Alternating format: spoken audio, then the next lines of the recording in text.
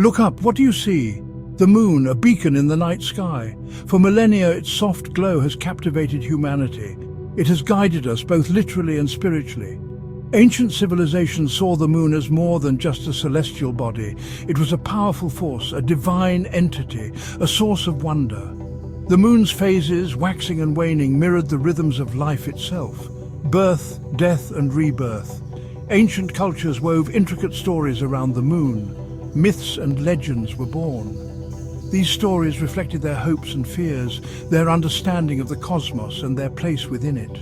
The moon, in their eyes, held the secrets of the universe. Join me now as we journey back in time. Let's explore the incredible ways ancient civilizations revered the moon. In ancient Greece, the moon was Artemis, a powerful huntress. She was the protector of women and children. The wilderness was her domain. With her bow and arrow, she roamed the night, bathed in moonlight. She embodied the moon's strength and independence. Across the sands of Egypt, the moon took on another form. Isis, a goddess of magic and motherhood. She was the embodiment of fertility, the giver of life, the protector of the dead.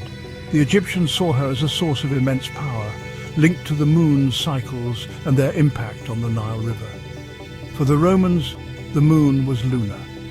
She rode her chariot across the night sky, bringing light to the darkness. Luna's journey represented the passage of time, her silvery glow, a reminder of the ever-changing nature of the cosmos. These are just a few examples of the many goddesses associated with the moon. Each culture imbued her with their own beliefs and values, yet they all recognized the moon's feminine power, its connection to life, death, and the mysteries of the universe. The moon, with its predictable cycles, became a celestial clock. Ancient civilizations looked to it to mark the passage of time. Thus, lunar calendars were born. The Babylonians, the Egyptians, the Chinese, all developed sophisticated systems based on the moon's phases.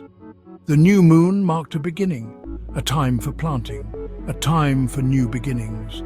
The full moon, a time of culmination, of celebration, of heightened spiritual energy.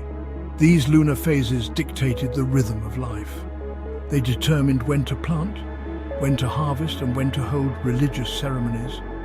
Rituals were intricately tied to the moon's cycles. Offerings were made, prayers were chanted, dances were performed under the moonlit sky. These rituals honored the moon's power. They sought to harness its energy, to ensure a bountiful harvest, to appease the gods. The moon, through these rituals and calendars, became deeply embedded in the fabric of ancient societies. It wasn't just a light in the sky. It was a force that shaped their lives, their beliefs, and their understanding of the world around them. Every culture has its own mythology, its own way of explaining the world, and the moon, with its enigmatic presence, features prominently in many of these stories. In China, there is the tale of Chang'e, the moon goddess. She drank an elixir of immortality and ascended to the moon. There she lives with the jade rabbit, her companion. The Chinese celebrate her story during the Mid-Autumn Festival, a time for families to gather and admire the full moon. Japan has Tsukuyomi, the moon god. He is a mysterious figure, often depicted as a handsome young man.